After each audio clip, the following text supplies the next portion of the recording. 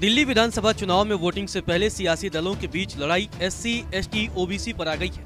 संसद से लेकर दिल्ली की गलियों में सियासी दल एससी, एसटी और ओबीसी पर बात करने लगे। संसद से राहुल गांधी और मल्लिकार्जुन खड़गे ने मोदी सरकार और बीजेपी को एससी, एसटी और ओबीसी का विरोधी बताया, तो केंद्रीय मंत्री किरण रिजिजू ने पलटवार किया और दिल्ली बीजेपी नेता परवेश वर्मा ने तालकटोरा स्टेडियम का नाम महर्षि वाल्मीकि के नाम पर करने का ऐलान भी कर दिया। सोमवार को लोकसभा में राष्ट्रपति के अभिभाषण पर धन्यवाद प्रस्ताव पर चर्चा में भाग लेते हुए नेता विपक्ष राहुल गांधी ने मोदी सरकार पर जमकर निशाना साधा और उन्होंने तेलंगाना में जातीय जनगणना का हवाला भी दिया।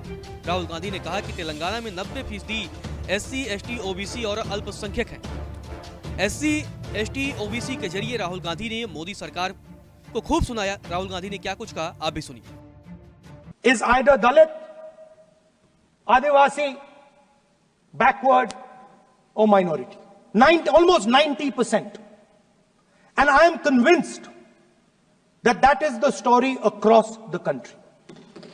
I am absolutely convinced that the OBC population of this country is not one less than 50%, possibly 55%. 16% are Dalits, 9% are Adivasis, 15% are minorities. Rahul Gandhi के अलावा कांग्रेस अध्यक्ष मल्लिकार्जुन खड़गे ने मोदी सरकार को एससी, एसटी, ओबीसी विरोधी बताया। उन्होंने कहा कि मोदी सरकार ने एससी, एसटी, ओबीसी को बर्बाद कर दिया है। आज एससी के खिलाफ 13% और एसटी के खिलाफ 14% अपराध बढ़े हैं। उन्होंने लेटरल एंट्री को बहुत खतरनाक बताया। मल्लिकार्जुन खड़गे ने कहा कि ये एससी, एसटी, ओबीसी का आरक्षण खत्म करने की साजिश है।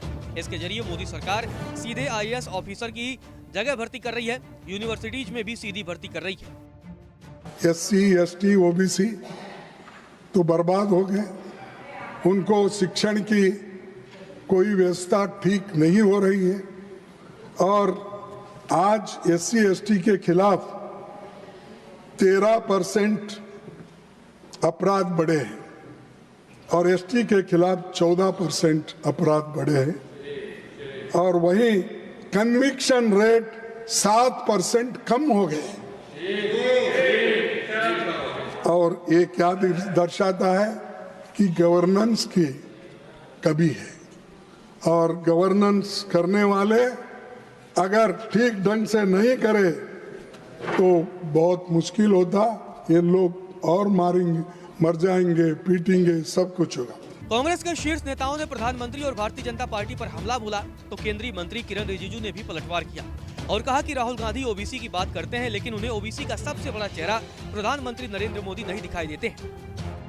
आप लोग सुन लीजिए, राहुल गांधी जी पिछले 2-3 सालों में हर समय ओबीसी, एसटी, एससी, ओबीसी ये बात करते रहते हैं।